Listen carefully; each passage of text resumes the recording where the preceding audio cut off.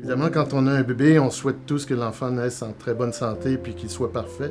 Et souvent, les enfants prématurés ont certains problèmes de santé. Ils sont plus ou moins sévères, mais il reste qu'avoir un enfant prématuré, c'est déjà une préoccupation. Les parents sont inquiets, peut-être plus que des enfants qui naissent à terme.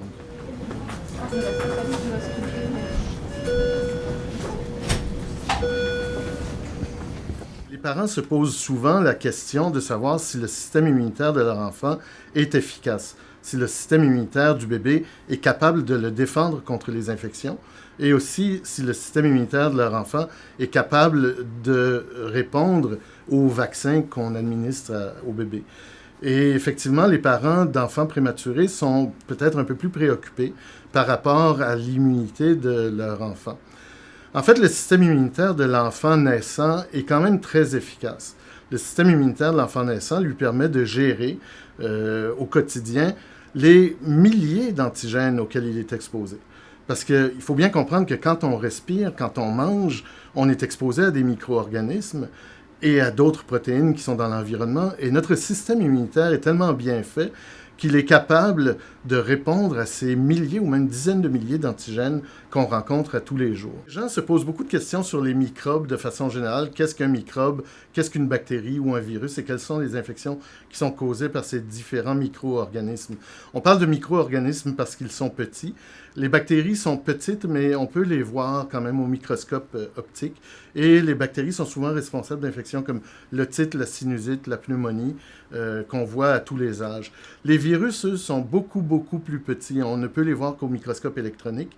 Et les virus sont aussi plus contagieux.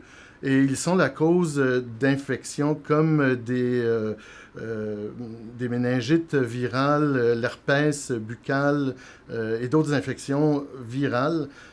Et la différence entre les deux aussi, c'est que les infections bactériennes, on peut les traiter en général avec des antibiotiques, mais pas les infections virales. Cache les yeux. Coucou. Est-ce qu'on cache les yeux? On cache les yeux. Coucou. On se protège contre les infections en évitant les contacts avec les gens qui sont infectés, particulièrement dans le temps des fêtes, éviter les contacts avec les gens qui ont le rhume ou d'autres infections des voies respiratoires, éviter les contacts avec les mains des petits-enfants donc essayer de garder l'enfant quand même dans une espèce de cocon protecteur. On peut se protéger aussi des infections par l'immunisation. Et dans l'immunisation, il y a l'immunisation active, ce que l'on appelle en général les vaccins, et il y a l'immunisation passive. Dans l'immunisation passive, on donne à l'individu des anticorps. Et par exemple, dans le cas des bébés prématurés, on peut parler du Synagis. Le Synagis n'est pas un vaccin, c'est un anticorps. C'est un anticorps qui a été fabriqué de façon synthétique et qui va neutraliser le virus respiratoire syncytial. Alors, le Synagis est administré pour donner à l'enfant une défense contre la bronchiolite causée par le VRS. Et la nature de cette défense-là, elle est passive. Quand on donne du Synagis, on ne donne pas le virus, on ne donne que des anticorps, donc des substances qui vont neutraliser le virus. Et dans ce cas-là, on parle d'immunisation passive. Les enfants qui naissent à terme ont reçu dans leur vie intra-utérine les anticorps de la mère, parce que les anticorps d'origine maternelle traversent le placenta et sont transmis à l'enfant, ce qui fait qu'en général, l'enfant à terme naît avec plus d'anticorps que sa mère. Ce sont les anticorps de sa mère, mais il est comme une petite éponge et il va absorber plus d'anticorps. Ces taux d'anticorps à la naissance chez l'enfant à terme sont plus élevés. Et ce transfert d'anticorps-là, qui est un transfert passif à travers le placenta, il débute à peu près vers la 28e semaine d'âge gestationnel. Donc, il est vrai que les enfants qui naissent avant 28 semaines d'âge gestationnel n'ont pas reçu d'anticorps de la part de leur maman. Et donc, ils sont à un certain désavantage par rapport aux infections possibles, particulièrement les infections bactériennes. Il faut les protéger le plus tôt possible.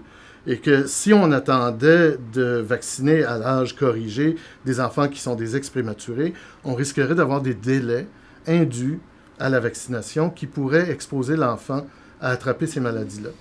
La nuit court après le jour, ils font le tour de la cour.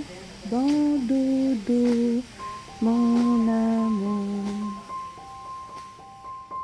d'admiration pour ces gens-là qui passent à travers ces épreuves qui sont parfois assez sévères, des complications, etc., et qui se relèvent et qui travaillent fort, conjointement d'ailleurs avec l'équipe de santé, l'équipe médicale, pour faire ce qu'il y a de mieux pour leurs enfants. Alors, je suis vraiment touché par leurs préoccupations, particulièrement par rapport à la vaccination ou à d'autres soins de santé. Et puis, on est là pour les informer, puis pour les aider à traverser ces périodes-là et à recevoir l'information appropriée.